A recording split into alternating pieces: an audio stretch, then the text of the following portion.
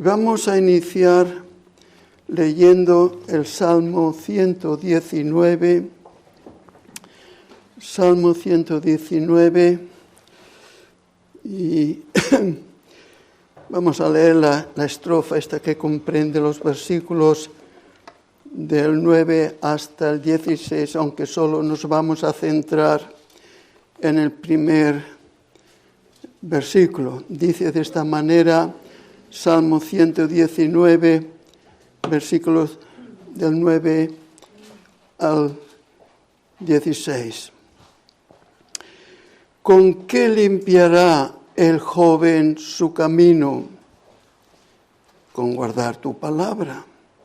Hasta aquí esta lectura, y de ella nos vamos a intentar exprimir con atención y en la medida que nuestro Señor nos dé la habilidad y su gracia para extraer de ella la rica savia que pueda contener.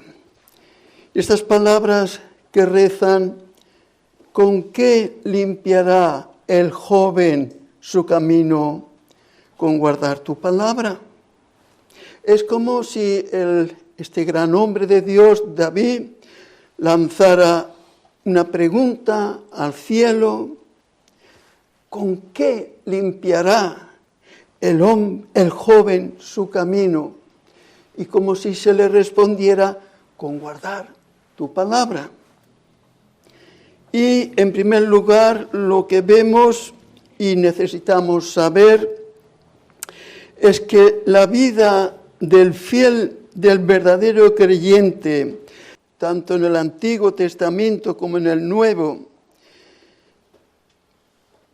la fidelidad en el vivir del creyente se nos describe como un camino.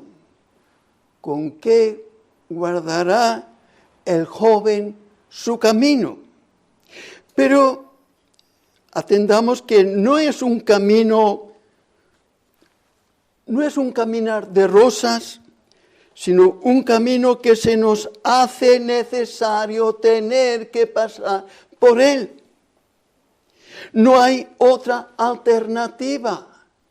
Ese camino, el fiel creyente, o que lo desea ser, debe pasar por él, y a la vez séanos también notorio que el andar por él no es un solo paseo, no es vamos a salir a andar y a pasear, sabiendo que al final del camino tendremos una recompensa.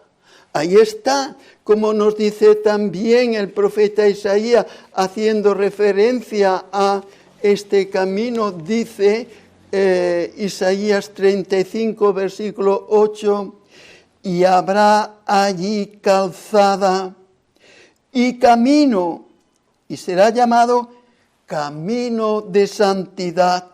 No pasará inmundo, sucio, no pasará inmundo por él, sino que Él mismo estará con ellos. El Dios mismo estará con ellos. Y esto es lo grande, lo precioso del contenido de la palabra del Señor.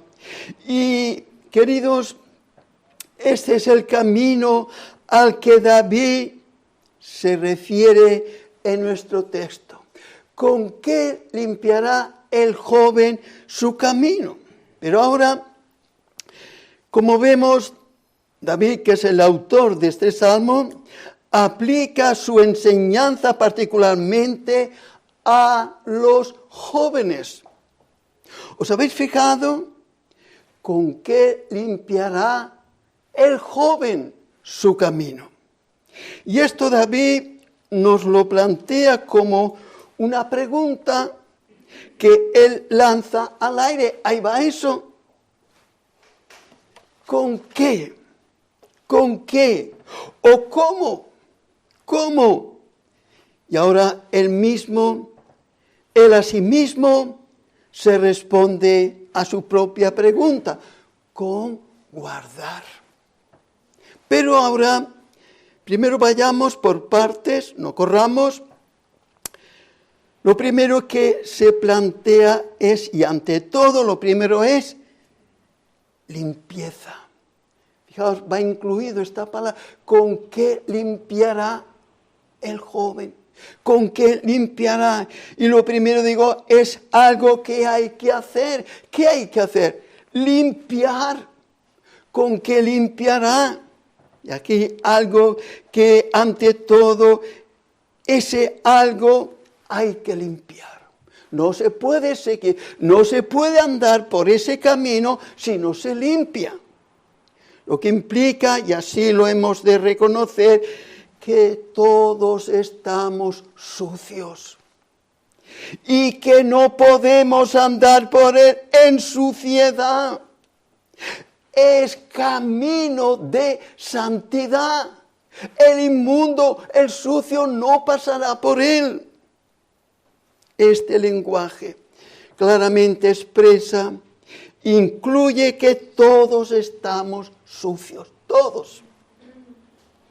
Los que lean y los que no lean este texto, todos estamos sucios y cuya suciedad hay que limpiarla. Para poder andar por ese camino, como hemos visto, Isaías 35:8, será llamado camino de santidad. No andará inmundo por él. No, no y no. No andará inmundo por él. Es camino santo, camino de santidad. Pero ahora, como se nos enseña a lo largo y ancho de toda la Escritura, desde nuestro nacimiento, todos estamos sucios. Todos. Es decir, todos estamos manchados por el pecado. El pecado es como una mancha. Y esto lo reconoció David y él mismo se nos pone como ejemplo. Él mismo se nos pone como ejemplo de suciedad. Él se tiene por sucio, por eso clama Salmo 51:5. He aquí, en maldad he sido formado y en pecado me concibió mi madre. Ya, cuando allí comenzó mi madre a tenerme, cuando allí ya fue engendrada, allí ya comencé yo a ser un inmundo, un pecador. Por eso, en maldad he sido formado y en pecado me concibió mi madre. Y por ello, David, por el hecho del poder desear de librarse de sus pecados, él entiende ello, el poder librarse, lo entiende como algo que hay que limpiar. Aquí mismo Salmo 51:2, lávame y seré más limpio, lávame de mi maldad y límpiame. Él ve como es algo que él no puede hacer, tiene que venir de afuera. Límpiame, lávame de mi maldad. Confiesa, reconoce su maldad, su pecado, queridos. Y esto es lo grande y lo necesario en cada auténtico, verdadero creyente, reconocer que desde el seno materno ya venimos así. Por eso, el texto que nos viene a propósito, ¿con qué limpiará? Parémonos aquí ahora y no sigamos adelante si no vemos en nosotros esta necesidad de limpiar. No nos va a servir de nada este sermón, ni otros. Observemos que la pregunta no estriba en que el camino está torcido. No es que el camino está torcido, no es que el camino es un camino cuesta arriba y se hace pesado. No es eso. No es que sea cuesta arriba, ni que sea el camino torcido y hay que enderezar. No, no es eso.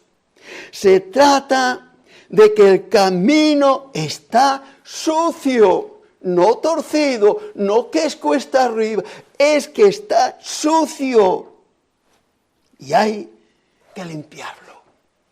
Ahí está la cosa, hay que limpiarlo. Y observemos, como dice Isaías, el profeta, también pensando en esta misma línea, Isaías capítulo 1, versículo 16, lavaos. Está exhortando al pueblo como siervo de Dios, los amontona allí y él encarece, lavaos y limpiaos, quitad la iniquidad de vuestras obras de delante de mis ojos, dejad de hacer lo malo. Ahí vemos la limpieza va implicado, lo malo, dejad de hacer lo malo. Delante de mis ojos, dejad de hacer lo malo. Y resalta como consecuencia Isaías en el versículo 18, suponiendo que esto acontece, venid luego, después de haberos limpiado, venid luego, dice el Señor, y estemos a cuenta. Si vuestros pecados fueren como la grana, como la nieve serán emblanquecidos, si fueren rojos como el carmesí, vendrán a ser como blanca lana. Qué cambio tan grande y tan profundo. Y esta es la cosa a tener en cuenta, amados.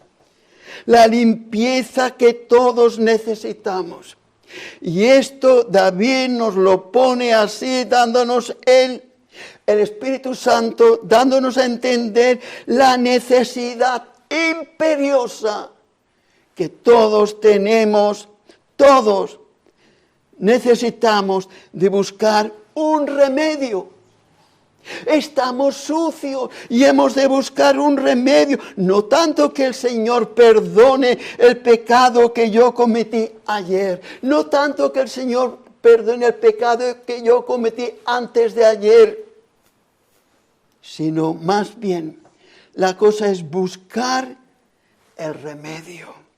El remedio para secar la fuente y el origen de donde procede, de donde emana, viene todos nuestros pecados. Es ahí a donde hemos de ir a parar. Repito, no el pecado que hemos cometido ayer o antes de ayer, sino el origen, cuyo fuente es el pecado original.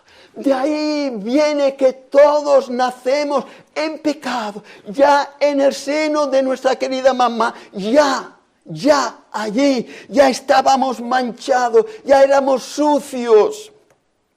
Cosa que está en la médula de todo nuestro ser.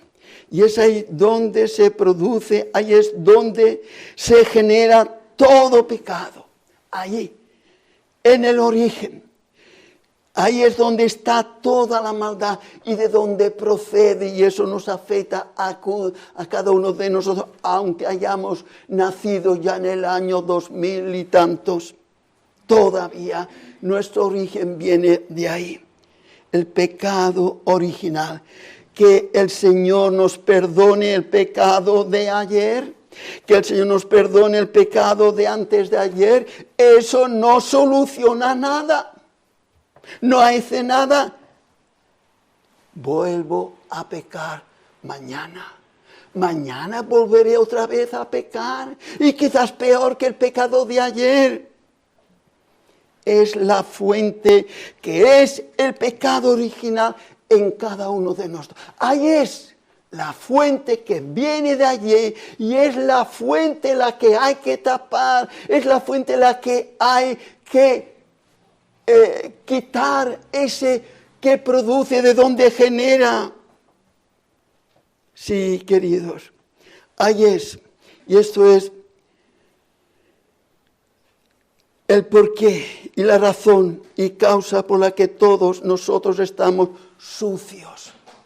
Por más que intentemos mejorarnos, continuamos estando manchados. Continuamos siendo sucios, pero que muy sucios, más de los que nos podemos imaginar. Ahora, y antes de seguir adelante, surge una pregunta. Si todos estamos sucios, como así lo afirma la Sagrada Escritura, todo en general y de forma muy concreta. Nuestro texto, porque aquí en nuestro texto se refiere más directamente a la juventud. ¿Os habéis fijado? ¿Con qué limpiará el viejo? No, el joven. Dejemos al viejo por ahora apartado. ¿Con qué limpiará el joven? Aquí está la cuestión. ¿Con qué limpiará el joven su camino?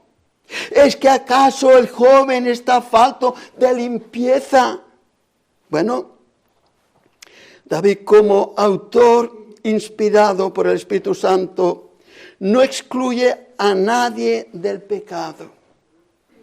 Como él mismo dice en Salmo 14, versículos 2 y 3, dice Salmo 14, 2 y 3, el Señor, el Dios, tu creador, mi creador, el Señor miró desde los cielos sobre los hijos de los hombres.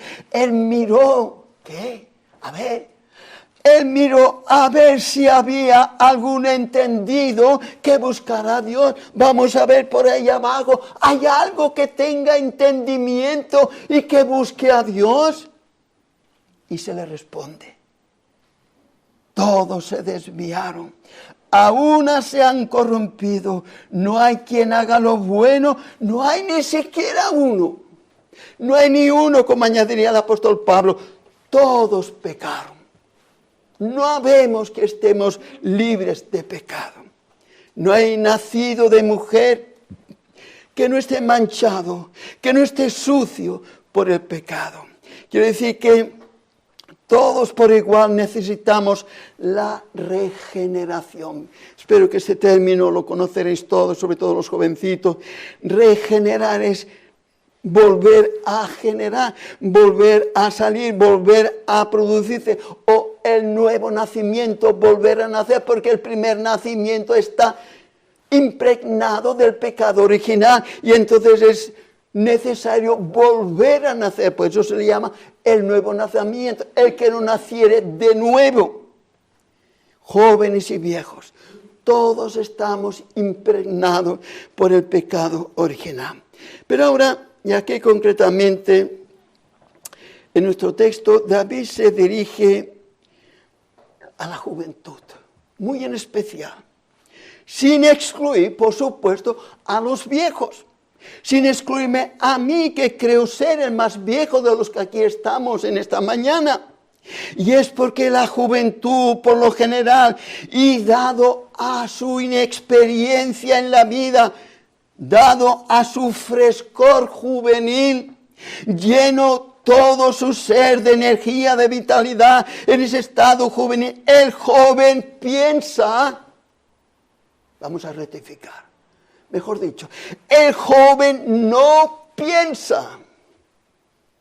El joven no piensa en que esta etapa primaveral de su vida se irá. Esta etapa primaveral de su vida se irá y luego vendrá el otoño de su vida. Y aunque no lo piensa, porque el joven no piensa, luego vendrá el otoño y después del otoño vendrá el invierno. Vendrá el invierno. Os lo dice, queridos jóvenes, uno que ya pasó la primavera, el verano, y ahora ya estamos el otoño y ahora ya en el invierno. Os lo dice por propia experiencia. Y esta meditación el joven no se la plantea. El joven, él no se para a pensar en ello. Y aun si es que piensa en ellos, suponiendo que piense, lo ve como algo lejano. Allá, todavía falta. distanciado tan lejos como si pareciera que eso nunca va a llegar a venir. Por ello, a vivir la vida, que son 2 días, a vivir joven, hay que disfrutar la vida. Por esto es que en el joven no hay una perspectiva clara acerca del futuro.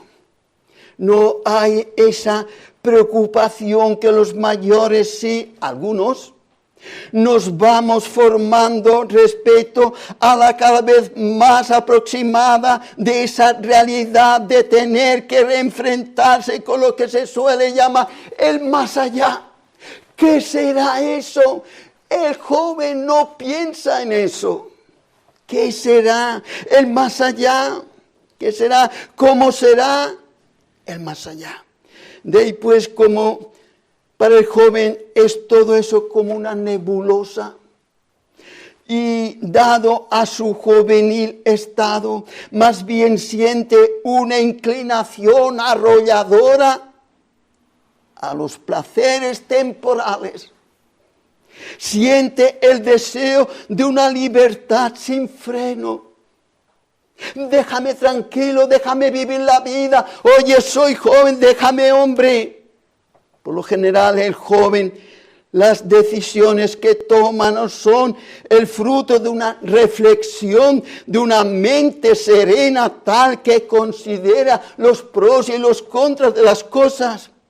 Por lo general, el joven no piensa así, con una mente testaruda. Y esto me gusta, punto. No hay más. Esto me gusta, esto lo quiero porque me gusta. Por lo general, el joven no se para a pensar, ¿esto me conviene a mí o no me conviene? No piensa en las posibles consecuencias que podrían venir. Por eso vemos en nuestro tiempo a tantos jóvenes arruinadas sus vidas por no pensar. No quisiera entristecer a Ana, mi mujer. Tenía, y yo después, un primo. Cuando yo comenzaba a ir a la iglesia, no sé por qué hicimos una gran amistad. Este primo de ella y yo. Se me tiraba después del culto en las espaldas, jugábamos. Y qué majo que era. Un muchacho tan majo. Y que verdaderamente que hacíamos. Estaba deseando que terminara el culto para jugar, para aquí y allá. Unos 8 o 9 años, no lo sé, que ella quizá lo sepa mejor. Pero este pobre joven lo cogieron otros jóvenes, sin darse él cuenta, sin darse cuenta sus propios padres. Lo cogieron y lo enviciaron. Cuando sus padres posiblemente empezaron a darse cuenta, ya era tarde. Estaba tan enviciado, que a los 20 años el pobre le llegó la hora final y murió. ¿Y esto por qué? Porque no pensó, siendo que sus padres lo llevaban a los cultos. Y allí nos juntábamos otros jovencitos, allí estábamos, pero él no pensó en lo que le podían hacer esos jóvenes, que tanto a él le gustaba salir con ellos. Esclavos, como diría el apóstol Pablo, esclavos de concupiscencias y deleites diversos. Ahí está, pues a eso lleva el no pararse a pensar el joven. Por eso Salomón acertó al decir, como tenemos en Proverbios capítulo 22, versículo 15, la necedad está ligada en el corazón del muchacho. ¿De quién? Los viejos no estamos excluidos, pero él hace hincapié. La necedad está ligada en el corazón del muchacho. Fijaos que dice, observemos que no dice que la necedad está ahí junto al corazón del... No, sino que la necedad está ligada. No es junto, no es al lado de, sino está ligada al corazón. Está atada la necedad, está allí como si fuera una misma cosa, está enraizada en el corazón del muchacho. Todo está en él. Es una inclinación natural y ciega a hablar y hacer neciamente. El muchacho sin control, el muchacho que no tiene nada ni nadie que le domine. Es por esto que todos necesitamos, pero especialmente el muchacho, el joven, necesita que su egocentrismo sea abatido por medio de una sana doctrina bíblica y una doctrina que concretamente que sea instruido en el arrepentimiento bíblico y la necesaria conversión. Es necesario que el joven se pare a pensar que le es necesario volver a nacer, no quedarse tal como yo, mi mamá me dio a luz. No, hay que ir adelante, procurar ser instruido en la palabra, en la verdad de la palabra de Dios.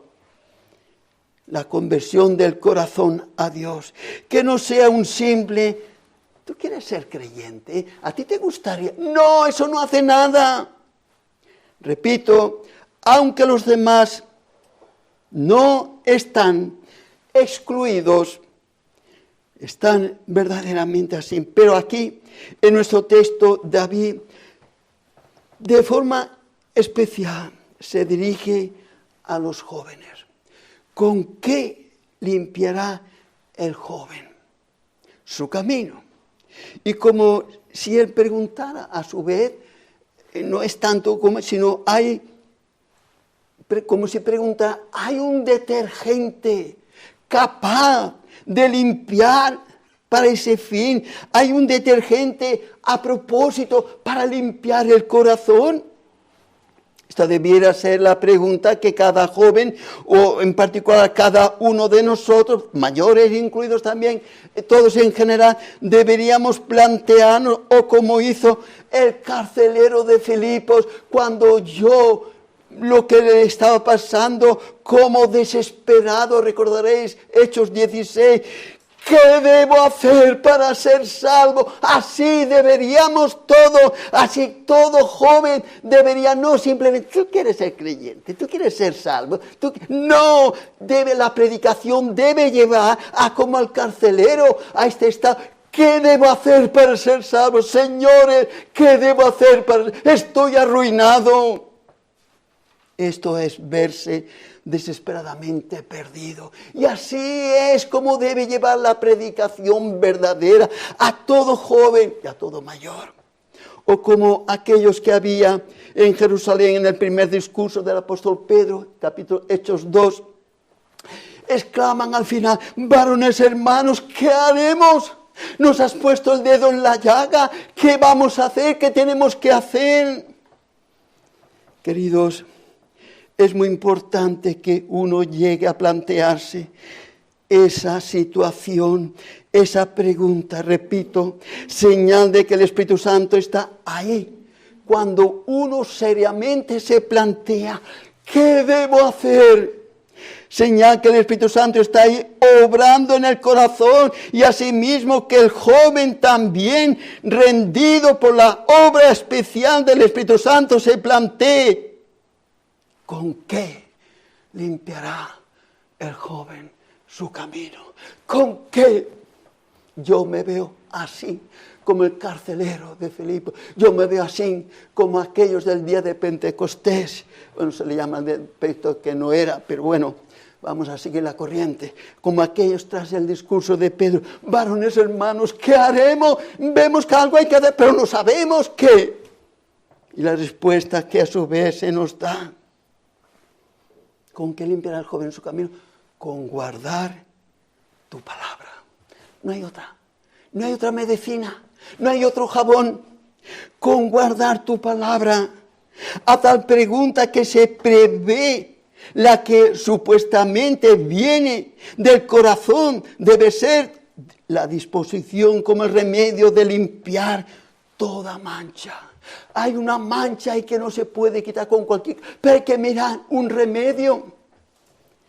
La única solución o el único detergente eficaz para limpiar toda mancha del corazón ensuciado, como dice Jeremías capítulo 2 y versículo 2:22, Jeremías 2:22. Aunque te laves con lejía, aprende, creyente, aprende quien quiera que sea. No es cuestión de enmendar. No es que a partir de ahora ya no voy aquí, ahora ya no voy allá, ahora esto... No. Aunque te laves con lejía y amontones jabón sobre ti, la mancha de tu pecado permanece aún delante. Para que veas lo que es pecar contra Dios. Es una mancha que no se limpia fácilmente, que no hay detergente apropiado. La mancha de tu pecado aún permanecerá delante de mí. Al no haber otra solución eficaz, querida alma, escucha conmigo. Se expresa a la vez con ello la gravedad y la arraigada que está el pecado, lo arraigado que está el pecado en el ser humano. Es de tal índole. ¿Cuántos han ido a la cárcel, han salido y han vuelto a entrar, han salido y han vuelto a entrar? ¿Y cuántos han cometido este o el otro pecado? Ya no lo hago más, ya no lo hago más. Me recuerda a mis años de juventud, ya nomás se acabó. Y nada. ¿Cuántas veces pecamos y nuestro pecado permanece? Y es porque es nuestra naturaleza la que está llena de ese mal. En resumen, para la limpieza del pecado se nos da a entender que no hay otra cosa tan eficaz sino la regla que Dios mismo ha dado. Entonces lo que tenemos que escuchar es a Dios, no ir a la... donde se venden los jabones y todo eso, no es ir ahí a ver el mejor detergente, no. Lo que a su vez nos enseña que no hay nada que a Dios pueda satisfacer como su regla que Él ha dispuesto, la que Él quiere que guardemos. Lo que Dios mismo ha ordenado en su palabra y que es, ¿con qué limpiará el joven su camino? Solución, con guardar tu palabra. Ahí está. ¡Ay, qué fácil! ¡Ay, qué sencillo! Bueno, venga, empieza. Y a su misma vez aprendemos que no hay nada que satisfaga a Dios tanto como obedeciendo lo que Él ha prescrito en su palabra. Si Él lo ha dicho, es porque Él es santo, perfecto, puro. Y si Él lo ha dicho así, pues entonces hay que hacerlo así. Y ahí se nos enseña cómo de ser enemigos de Dios, poder venir a ser reconciliados con Dios. ¿Saben lo que es eso? Reconciliarse. Imagínense los dos muchachos en el colegio se están pegando porque se han quitado los cromos o lo que se están ahí pegando. Oye, y uno dice, mira, oye, ¿de qué sirve que nos peguemos aquí? Pues es verdad, tienes razón, ¿por qué no? Por unos cromos nos vamos a pegar. Pues venga, oye, dame la mano, venga. Han hecho la reconciliación. Y eso es lo que realmente es necesario con Dios, reconciliarnos porque somos sus enemigos. Somos enemigos de Dios y aquí lo único es que Él nos reconcilie consigo mismo, tal como el Señor Jesús en su oración al Padre. Recordemos cómo se nos enseña en Juan 17, Juan 17, 17 dice el Señor orando al Padre por los suyos. ¿Qué dice? Entre otras cosas, ruego por los tuyos, por los que me diste. No por el mundo yo no oro. ¿Por qué? Porque voy a orar. Si no son tuyos, no se van a convertir nunca. Ruego por los tuyos. Y a ellos insiste, santifícalos en tu verdad. Tu palabra es verdad. Santifícalo en tu verdad, en tu palabra. Santifícalo. ¿Y cómo se santifica?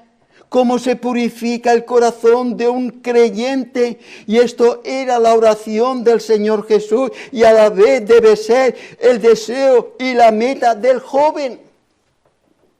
Y también la meta del viejo. Todos hemos de mirar por ahí. En nuestro texto ya también debo incluirme, porque yo no estoy ajeno a esto. Aunque yo soy el mayor de todos aquí, me imagino, pero no estoy excluido y debo también tomármelo esto muy en serio. Ser santificados, ser purificados, pero en ninguna otra cosa, sino en la verdad. ¿Qué es la verdad? La palabra de Dios. Tu palabra es verdad. Santifícalos en tu verdad. Es el ruego del Señor Jesús. Y esto implica cada vez, no es una obra nuestra, es la obra de Dios Padre. Por eso Él ruega no a los hombres, sino a Dios el Padre. Santifícalos a los tuyos, a los que me dicen, a aquellos que yo voy a dar mi vida por ellos. Santifícalos tú en tu verdad. Ella es su palabra y es la que debe gobernar nuestra vida. Todo lo que hagamos debe ser gobernado por su palabra. Y ello no debería ser dejado a si me gusta, si no me gusta, no. Y así me siento atraído o no me siento atraído, no.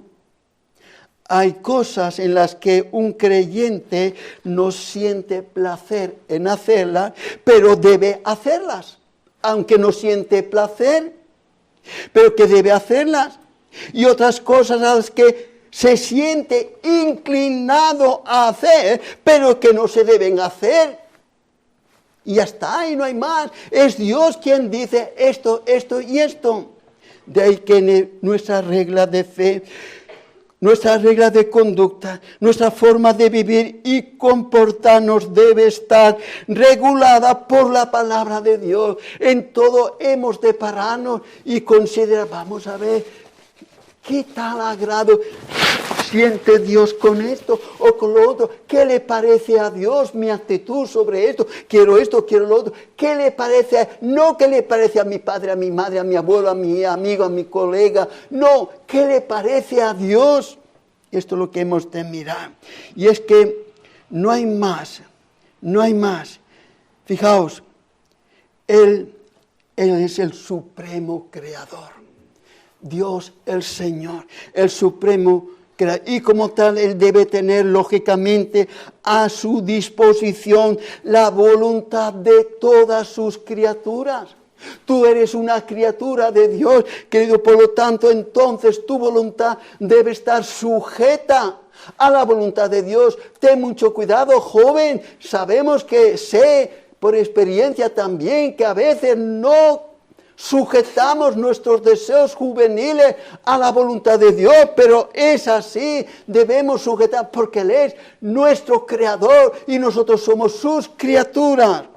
Por consiguiente, aquel que esto así lo entiende, debería poner su interés, debería poner su esmero en que su vida esté gobernada, que esté dirigida por las enseñanzas de la pura palabra de Dios. Esto debería ser nuestro especial interés. De ahí que los ministros debemos ocuparnos y preocuparnos en procurar que la palabra cale hondo. Hemos de procurar que la palabra no sea tenerlos contentos mientras están en el culto, que no se enfaden. Tenemos que mirar que la palabra llegue a lo profundo del corazón. Como pues el joven y el viejo puede limpiar su camino guardando su palabra. No hay más. Prestándole extrema atención a su palabra. Así es como hemos todos, jóvenes y no jóvenes. Hay más que ello, nada, se acabó. La palabra es el instrumento, es el medio que Dios usa para limpiar el corazón de sus elegidos.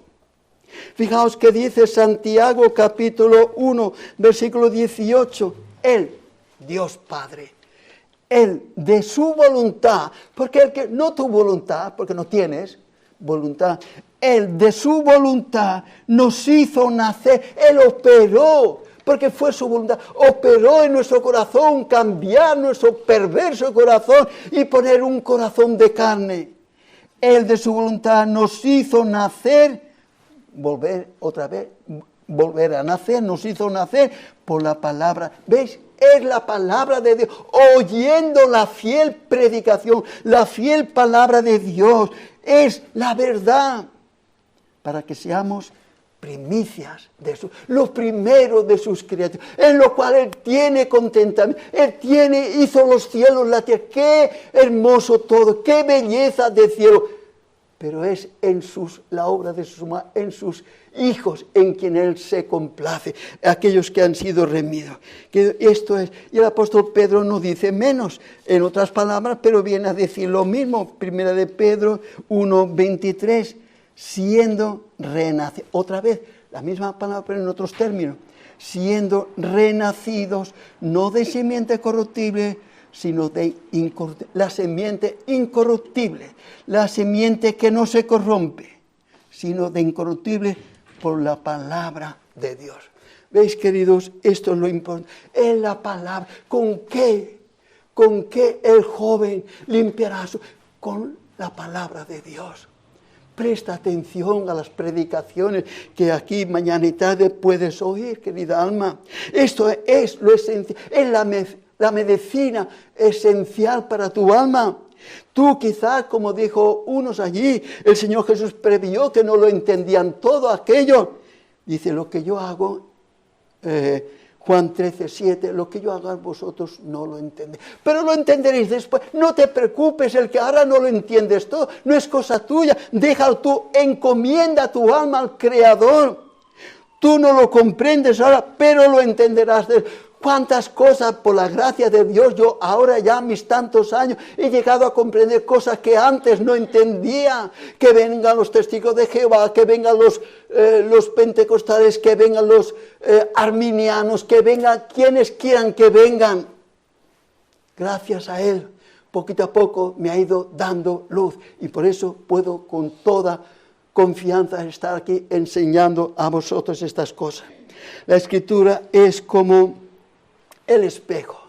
Fijaos, el espejo que al mirarnos nosotros en el espejo podemos ver nuestra suciedad. Cuando por la mañana nos levantamos, lo primero que hacemos es mirarnos y vemos nuestras lagañas, vemos mocos, vemos arrugas, cada día más arrugas. El espejo nos dice lo que somos, lo sucio que estamos. El espejo nos dice lo que somos realmente en sí. El espejo nos enseña todas las manchas que hay en nosotros. Y esta obra del Espíritu Santo es como el primer peldaño, como el primer escalón de la escalera que nos puede llevar hacia arriba, hacia el cielo.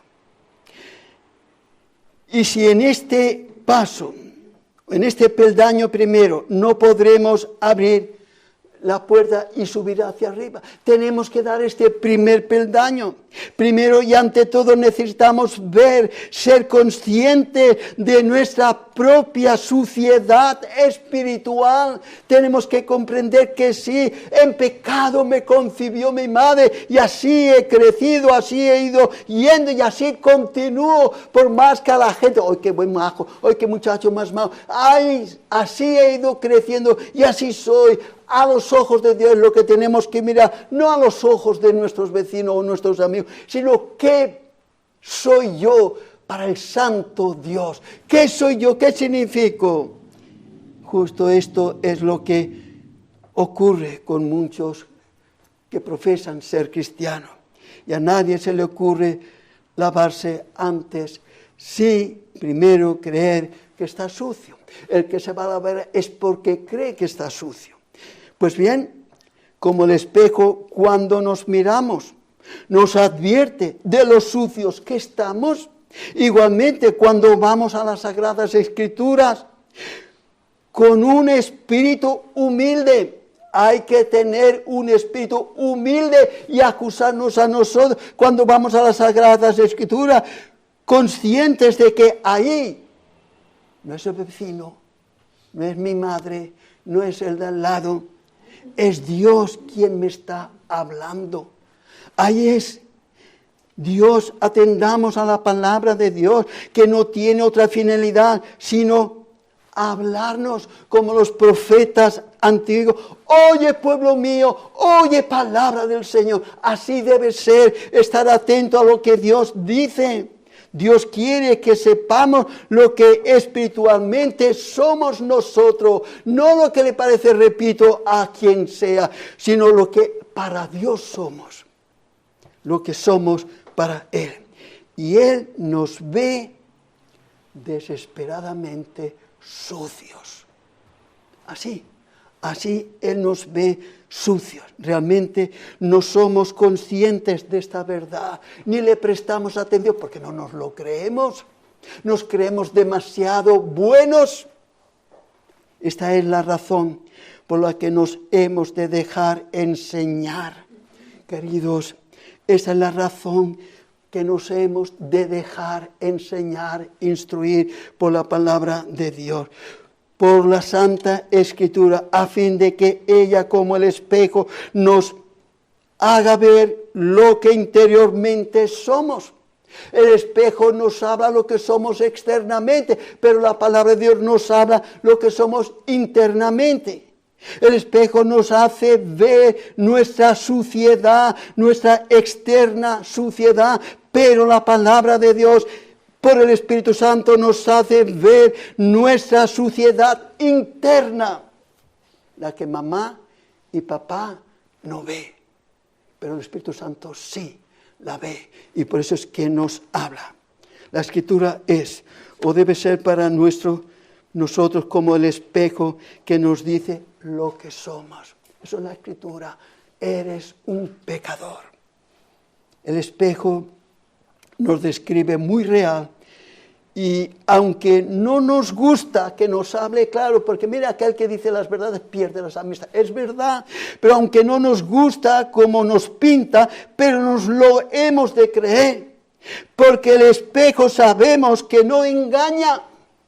El espejo no miente, y lo mismo la palabra de Dios. La palabra de Dios no engaña. Cuando la Biblia dice, tú eres un pecador, es que lo somos. No engaña. De ahí que hemos de tomárnosla muy en serio. Su palabra, su advertencia, nos la hemos de tomar, como dice otra vez Santiago 1:23, dice, siguiendo la línea Santiago aquí en este capítulo 1, versículo 20, porque si alguno es oidor, quiera Dios que no haya aquí ninguno de los tales, porque si alguno es oidor de la palabra, pero no hacedor de ella, este es semejante al hombre que considera en un espejo su rostro natural, porque él se considera a sí mismo y se va, punto. Luego se olvida de cómo era, ya está, se ha visto, pero ya no me acuerdo de lo que me ha dicho, si tenía legañas, si tenía arrugas, se olvida de cómo era. Así hay multitudes que oyen la palabra de Dios, terminan el culto, ya está, ya se olvidó. ¿Has oído? Sí, qué bien, qué bueno, pero ya está, se olvidan. Pero ahora, queridos, no solo vemos en la Escritura somos como somos nosotros, sino también cómo es Dios. No solo como somos nosotros, sino vemos también cómo es Dios, que es lo de suma importancia. No tanto como somos, sino cómo es Dios. Así pues, Dios en su esencia es santidad, es pureza. Dios que no puede ver el pecado, y nosotros por naturaleza somos pecadores. Y a Dios demanda que seamos como Él es. Oh, pero ¿qué dice? Dios demanda que seamos como Él es. Sed santos como yo soy santo. Esto demanda Dios de ti, de mí, de todos. Sed santos como yo, no parecido, sino sed santos como yo soy santo. Y en esto podemos ver nuestro empedernido espíritu y rechazo a como Dios quiere que seamos. Sí, Dios pide, pero Dios está en los cielos, Él no ve aquí como yo soy. Y Él demanda que seamos como Él. Nuestra naturaleza caída, no queremos leyes que nos llamen a ser lo que nos sentimos ser. No es verdad que hay en nuestro interior un rechazo natural, hay una rebeldía a lo santo, a lo piadoso. No es verdad, querida alma joven, es verdad que hay un rechazo a que seamos como Dios quiere que seamos. Y no, yo eso no, soy joven, quiero vivir la vida. No es verdad que nos cuesta trabajo atender a aquellas palabras de Santiago 4:8. Acercaos pues a Dios y Él se acercará a vosotros. Pecadores, limpiad las manos, purificad vuestros corazones. Eso se nos demanda a nosotros. Queridos, querida alma, ¿qué te dice a ti esta demanda del Señor? Te paras a pensar. No es Pepe López quien te lo dice, es el Señor quien demanda de ti. Pecadores, limpiad las manos, purificad vuestros corazones. Repito, ¿qué te dice a ti esta demanda del Señor? ¿Qué disposición hay en ti? Estas palabras no son mías, yo no soy el autor de estas palabras. A mí no me cojas manía, querida alma, porque no soy yo. Estas son palabras del Espíritu Santo que las pone en mi boca para que yo las diga a ti. No me culpes a mí de extremista, de aquí, de exagerado. Es el Espíritu Santo quien habla a través de mi boca. Y aunque a mí no me gustaría crearme enemigos, pero es así. ¿Qué tal acogida le damos a las palabras que oímos? Y ahí es cuando se manifiesta nuestra naturaleza interna. No hace falta que me lo digas porque yo soy igual que tú. Yo soy igual que tú. Que yo, como dice el refrán, a quien dice las verdades, pierde las amistades. Y eso pasa también conmigo. A mí no me gustan que me digan lo que no quiero que me digan. Yo sé. Y antes que tú, yo como digo, ya lo sabía, porque soy mayor que tú. Y esto nos revela que por naturaleza estamos sucios, que somos rebeldes, que somos reacios a acomodarnos a la verdad de la palabra de Dios, a lo que Dios ha enviado a través de sus santos ministros para que lo sepamos. Y que necesitamos limpieza. Por ello la palabra de Dios nos es dada, porque la necesitamos. Así pues, nuestra pregunta queda todavía en pie. ¿Con qué limpiará el joven su camino?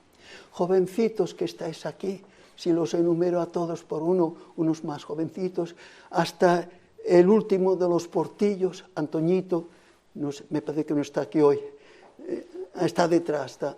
Pues igualmente, todos nosotros los que aquí estamos, todos necesitamos oír esto. ¿Con qué limpiará el joven su camino? A lo ya dicho, no queda otra alternativa que seriamente proponernos, querida alma, seriamente proponernos, orar, rogar, suplicar cada día a Dios para que por su acción del Espíritu Santo Él nos lleve a caer de rodillas y exclamar como dijo el Señor Jesús que hizo. ¿Habéis leído la parábola del fariseo y el publicano? El fariseo, te doy gracias, Señor, porque no soy como este, no soy como el otro, yo no. Y el publicano, allá a lo lejos, puesto de rodillas, clamaba, sé propicio a mí, pecador. Así debemos nosotros también caer de rodillas y clamar, Dios, sé propicio a mí. A esta conclusión de pecado necesitamos tú y yo que el Espíritu Santo nos traiga.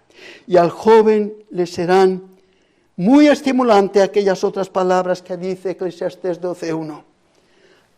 Joven, acuérdate de tu Creador en los días de tu juventud. Antes que lleguen los días malos y vengan los días y que en los cuales digan no tengo en ellos contentamiento, antes que lleguen esos días. ¿Cuántos viejos veo a veces? No tanto porque no salgo de casa, o sí salgo, pero cuántos viejos los ves deambulando como perdidos, no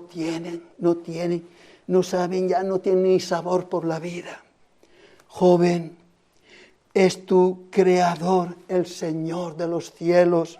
Es tu Creador y nosotros somos obra de sus manos. Sábelo, tenlo presente, joven. Él es tu Creador. Y siendo así, considera conmigo las razones y lo propio de que si Él es tu Creador, ¿lo entiendes o no lo entiendes? Si Él es tu Creador, ¿lo crees?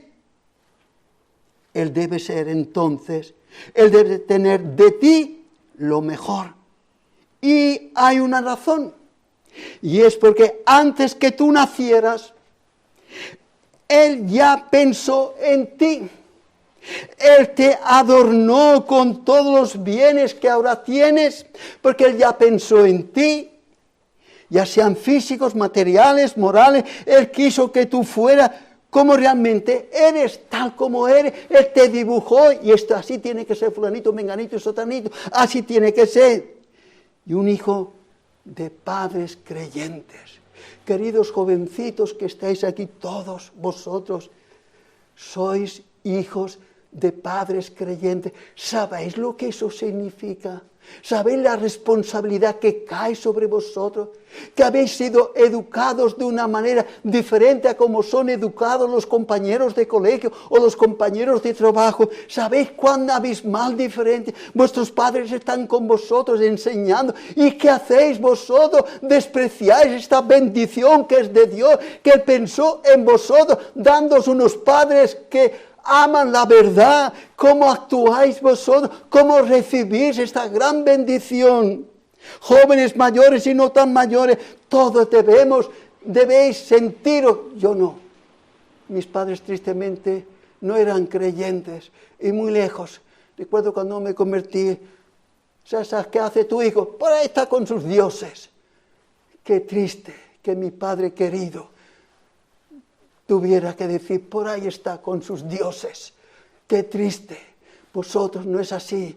Tenéis unos padres que os están y hacen ellos que vosotros con gusto estéis aquí, porque ellos preparan vuestro entendimiento. ¿Cuántas acciones de gracias deberíais dar, jovencitos, jóvenes? ¿Cuántas acciones de gracias deberíais dar a Dios que os haya dado tales padres? No como aquellos otros que sus padres les es como los padres de algunos. Venga concediéndole todos los caprichos hasta llevarlos a la muerte por las drogas o por lo que quiera que sea. Oh, queridos, no os alarméis con vuestros padres si os restringen. Ellos son más sabios que vosotros porque vosotros no lo captáis todo. Por eso tú tienes una tremenda responsabilidad ante Dios, querido joven. Tú no eres como tus compañeros de colegio, tus compañeros de trabajo. Tú eres un hijo de padres creyentes, que eso involucra mucha responsabilidad ante Dios. Tú tienes una infancia y has venido oyendo estas cosas desde hace años, desde siempre. Oh, qué triste es ver hoy muchas iglesias, solo hay viejos. Y nosotros, mi familia y yo lo hemos vivido, solo viejos. Y pocos o casi ningún joven como aquí en esta congregación, que es a la inversa, todos jóvenes. Y yo viejo sola y mi mujer. Y se acabó. José, como el niño Samuel, como el jovencito David, que arriesgando su vida porque el gigante Goliat provocó a los escuadrones del Dios de Israel y le plantó cara, pero no con su honda, no con su espada, no con su muslo, confiando en el poder de Dios. Tú has provocado al Dios de los ejércitos de Israel. Y no diremos de otros tantos de Josías, que el culto a Dios estaba ya paganizado, hasta que por fin alguien encontró un libro allá abajo en los sótanos lleno de polvo. Cuando se lo llevaron, Josías, un niñito que llegó a ser muy joven rey, ¿pero esto qué es? Esto es palabra de Dios. Venga a renovar el culto sagrado a Dios. Queridos jóvenes, qué grande es esto. Por ello, queridos, no hay cosa mejor que ser hijos de creyentes. ¡Qué bendición! No despreciéis esta bendición de Dios, sino más bien dar testimonio, como algunos de vosotros ya lo estáis dando y manifestando, pero que demasiado bien. Pero seguir en este camino. No deis lugar a los compañeros de colegio, no les hagáis caso. Es verdad que no tener amigos es muy triste. Sabemos que es triste no tener, pero como dice el refrán también, vale más solo que mal acompañado. Queridos, huye, como dijo el apóstol Pablo al joven Timoteo, huye de las pasiones juveniles y sigue la justicia, la fe, el amor con los que de corazón limpio invoca con ellos. Sigue con estos. Sigue con los de corazón limpio, invoca. Y si ves que no hay ninguno, más te vale andar solo que mal acompañado. Oh, queridos jóvenes y todos, que el Señor nos asista a todos en nuestras particulares necesidades, que Él nos sostenga hasta el fin. Amén. Vamos a orar al Señor. Y ahora, Padre, que estás en los cielos, ¿cuántas veces tenemos que pedirte perdón?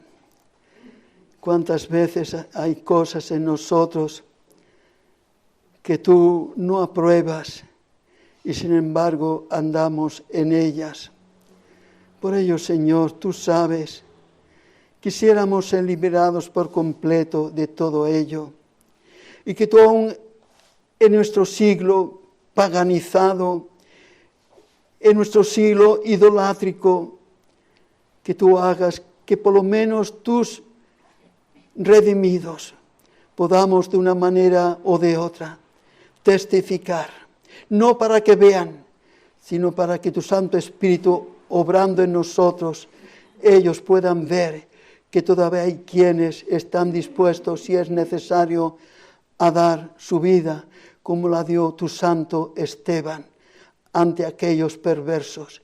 Señor de los cielos, sigue con nosotros, cuídanos, cuida de tu iglesia, bendícela a ella aún en esta tarde cuando de una manera o de otra nos volvamos a congregar. Señor, que seamos edificados e instruidos en la verdad de tu palabra. Guárdanos, Padre, que la calle, las amistades no nos absorban e influencien en nosotros. Tennos bajo la niña de tus ojos. Por tu Hijo, nuestro Señor Jesucristo, te lo pedimos. Amén, Padre.